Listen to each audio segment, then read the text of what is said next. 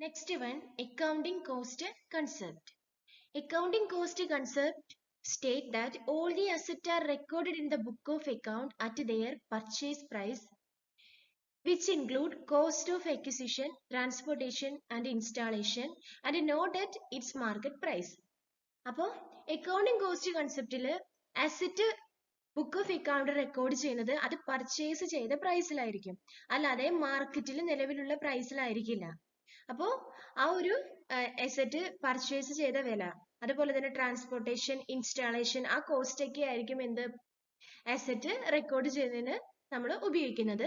അതല്ലാതെ വിപണിയിൽ ഇന്നത്തെ വിലയെ എന്തായിരിക്കും അസറ്റ് കാൽക്കുലേറ്റ് ചെയ്യുന്നതിൽ അല്ലെങ്കിൽ റെക്കോർഡ് ചെയ്യുന്നതിൽ consider ചെയ്യുന്നില്ല.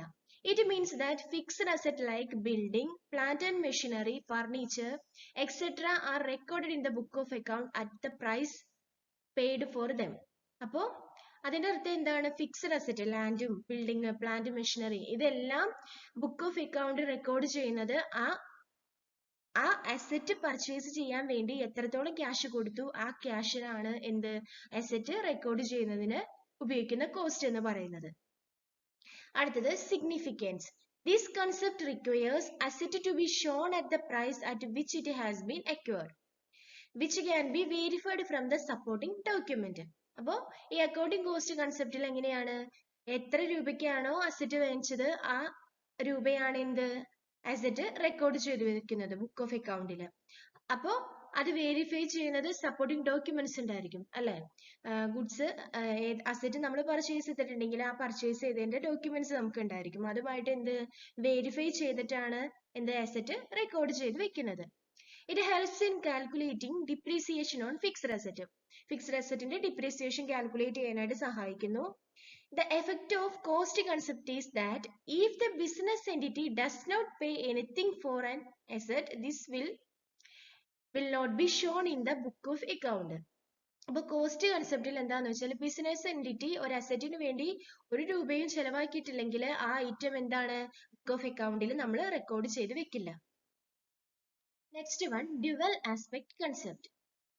It is the foundation or basic principle of accounting. അക്കൗണ്ടിങ്ങിന്റെ ഫൗണ്ടേഷൻ അല്ലെങ്കിൽ ബേസിക് പ്രിൻസിപ്പിൾ ആണ് എന്ത് ഡ്യുവൽ ആസ്പെക്ട് കൺസെപ്റ്റ് എന്ന് പറയുന്നത്. It provides the very basis of recording business transaction in the book of account. അതായത് transactions account of അക്കൗണ്ടിൽ record ചെയ്യുന്നതിന് ഒരു ബേസിസ് ആണ് എന്ത് ഡ്യുവൽ ആസ്പെക്ട് കൺസെപ്റ്റ് എന്ന് പറയുന്നത്. This concept assumes that every transaction have a dual effect. That is, it affects two accounts in their respective opposite side. The transaction should be recorded at two places. It means both the aspect of transaction must be recorded in the book of accounting. അപ്പോൾ dual aspect concept എന്ന് പറയുന്നത് ഏതൊരു ട്രാൻസാക്ഷൻസിനും രണ്ട് effect ആണ് അല്ലെങ്കിൽ രണ്ട് പ്ലേസിലാണ് അത് record ചെയ്യുന്നത് എന്നാണ് പറയുന്നത്. ഇപ്പോ for example goods purchased for cash has two aspect അല്ലെ? ഗുഡ്സ് നമ്മൾ പർച്ചേസ് ചെയ്തിട്ടുണ്ടെങ്കിൽ ക്യാഷിനാണ് നമ്മൾ പർച്ചേസ് ചെയ്തത് അല്ലെ? അപ്പോൾ അവിടെ രണ്ട് ആസ്പെക്ട് ആണ് വരുന്നത്. ഒന്ന് എന്താണ് ഗീവിങ് ക്യാഷ്, പർച്ചേസ് ചെയ്യാൻ വേണ്ടി കൊടുക്കുന്ന ക്യാഷും, അതുപോലെ തന്നെ ക്യാഷ് കൊടുക്കുമ്പോൾ നമുക്ക് എന്ത് കിട്ടുന്നു ആ ഗുഡ്സ് കിട്ടുന്നു. അപ്പൊ റിസീവിങ് ഓഫ് ഗുഡ്സ്, അങ്ങനെ രണ്ട് സൈഡാണ് എന്ത് ഡ്യുവൽ ആസ്പെക്ട് കൺസെപ്റ്റിനുള്ളത്. ആ രണ്ട് സൈഡ് നമ്മൾ എന്താണ് ബുക്ക് ഓഫ് അക്കൗണ്ടിൽ റെക്കോർഡ് ചെയ്ത് വെക്കുന്നു. Dual concept is commonly expressed in the term of fundamental accounting equation. ഒരു fundamental accounting equation ബേസിലാണ് എന്ത് ഇത് എക്സ്പ്രസ് ചെയ്യുന്നത്. അത് asset is equal to liabilities plus capital. Asset എന്ന് പറയുന്നത് ബാധ്യതയും അതുപോലെ തന്നെ മൂലധനവും തമ്മിൽ കൂട്ടുമ്പോഴാണ് എന്ത് അസറ്റ് എന്ന് പറയുന്നത്.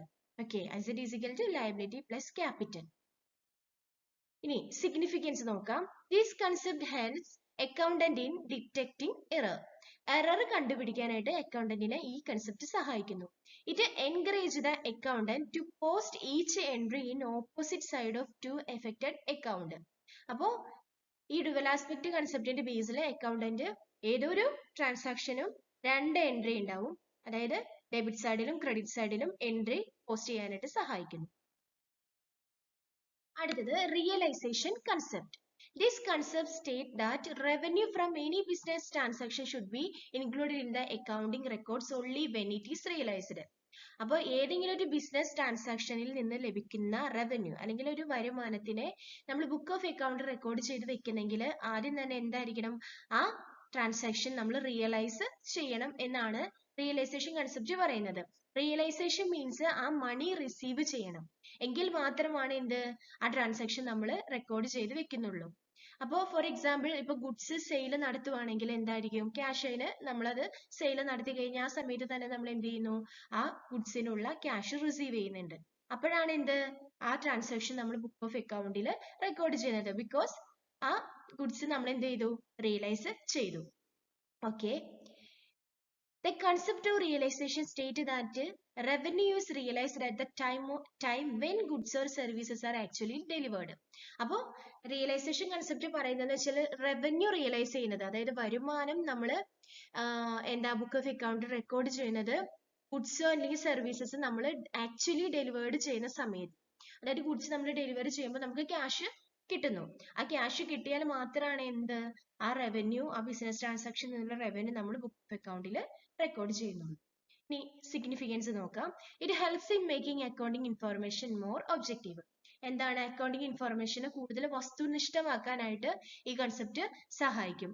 It provide that the transaction should be recorded only when the goods are delivered to the buyer. അപ്പോൾ ഈ റിയലൈസേഷൻ കൺസെപ്റ്റിന്റെ ബേസിൽ നമ്മൾ ട്രാൻസാക്ഷൻ റെക്കോർഡ് ചെയ്തത് എപ്പോഴാണ്, ആ ഗുഡ്സ് ആക്ച്വലി ഡെലിവേർഡ്, ആ ബയർക്ക് ഡെലിവേർഡ് ആയതിനു ശേഷം മാത്രമാണ് എന്ത് അത് ബുക്ക് ഓഫ് അക്കൗണ്ടിൽ റെക്കോർഡ് ചെയ്യുന്നുള്ളൂ. Next one, accrual concept. The meaning of accrual is something that becomes due, especially an amount of money that is yet to be paid or received at the end of accounting period. അപ്പോൾ accrual എന്ന് പറഞ്ഞാൽ cash receive ചെയ്യാനുള്ളതോ അതുപോലെ paid ചെയ്യാനുള്ളതോ ഒരു accounting അല്ലെങ്കിൽ ഒരു accounting പീരീഡിന്റെ എൻഡിൽ receive ചെയ്യോ പേ ചെയ്യാനുള്ള മണീനെയാണ്, അത് ബിക്കംസ് ഡ്യൂ ആയിരിക്കും, അതാണ് എന്ത് accrual എന്ന് പറയുന്നത്. അപ്പോൾ accrual കൺസെപ്റ്റില് നമ്മൾ ക്യാഷ് റിസീവ് ചെയ്തേക്കാം, റിസീവ് ചെയ്താലും പെയ്ഡ് ചെയ്തില്ലെങ്കിലും അതെല്ലാം എന്താണ് ബുക്ക് ഓഫ് അക്കൗണ്ടിൽ നമ്മൾ റെക്കോർഡ് ചെയ്ത് വെക്കും. റവന്യൂ ആണെങ്കിൽ നമ്മൾ എന്ത് ചെയ്യും, ആ റവന്യൂ ശരിക്കും ഏൺ ചെയ്തിട്ടുണ്ട്, പക്ഷെ അത് ക്യാഷ് ആയിട്ട് റിസീവ് ചെയ്തിട്ടുണ്ടാവില്ല. അതുപോലെ തന്നെ എക്സ്പെൻസസ് ഇൻകേർഡ് ആയിട്ടുണ്ടാവും, പക്ഷെ ആ എക്സ്പെൻസസ് ക്യാഷ് ആയിട്ട് പെയ്ഡ് ചെയ്തിട്ടുണ്ടാവില്ല, എങ്കിലും എന്താണ് അത് ബുക്ക് ഓഫ് അക്കൗണ്ടിൽ റെക്കോർഡ് ചെയ്ത് വെക്കും. അതാണ് എന്ത് accrual കൺസെപ്റ്റ് എന്ന് പറയുന്നത്. അടുത്തത് സിഗ്നിഫിക്കൻസ് നോക്കാം. It helps in knowing actual expenses and actual income during the particular time period. അപ്പോൾ ആക്ച്വൽ ആയിട്ട് വന്ന ചെലവും ആക്ച്വൽ ആയിട്ട് നമുക്ക് കിട്ടിയ വരുമാനം എത്രയാണെന്ന് ഒരു പർട്ടിക്കുലർ പീരീഡിലേക്ക് ഉള്ളത് അറിയാനായിട്ട് എന്ത് accrual കൺസെപ്റ്റിന്റെ ബേസിൽ അറിയാൻ പറ്റും. It helps in calculating the net profit of the business. അപ്പൊ ഒരു ബിസിനസിന്റെ നെറ്റ് പ്രോഫിറ്റ് എത്രയാണെന്ന് കാൽക്കുലേറ്റ് ചെയ്യാനായിട്ട് accrual കൺസെപ്റ്റ് സഹായിക്കും. Next one, matching concept. It states that the revenue and the expenses incurred to earn the revenue must belong to the same accounting period.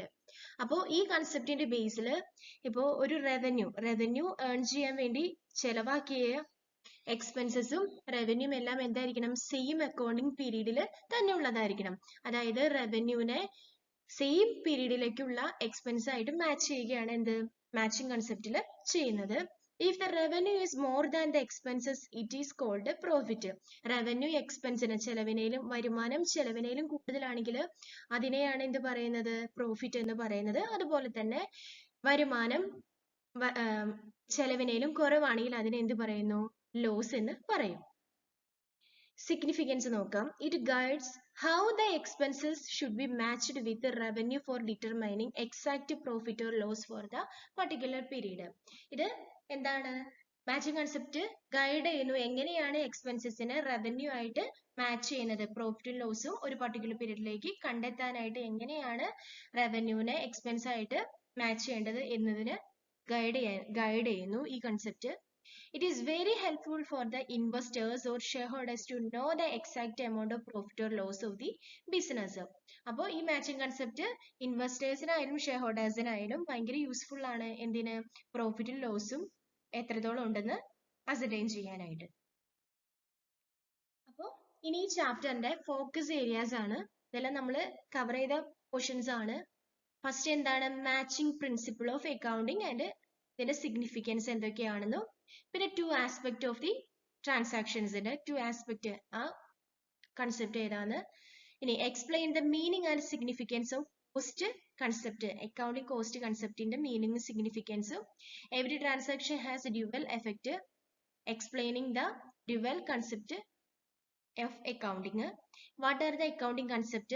അതിന്റെ importance എന്തൊക്കെയാണെന്നും പിന്നെ accounting principle involved in the following statement. പിന്നെ what do you understand by money measurement concept? Money measurement concept എന്തൊക്കെയാണ്? Briefly explain the concept of business entity. അതിന് എക്സാമ്പിളും കൊടുക്കുക. Write a short note of realization concept. Discuss the significance of accounting period concept. ഇതൊക്കെയാണ് എൻ്റെ main ആയിട്ട് ഈ ചാപ്റ്ററിൽ വരുന്ന questions അല്ലെങ്കിൽ ഫോക്കസ് ഏരിയാസ് എന്ന് പറയാം. Okay, thank you.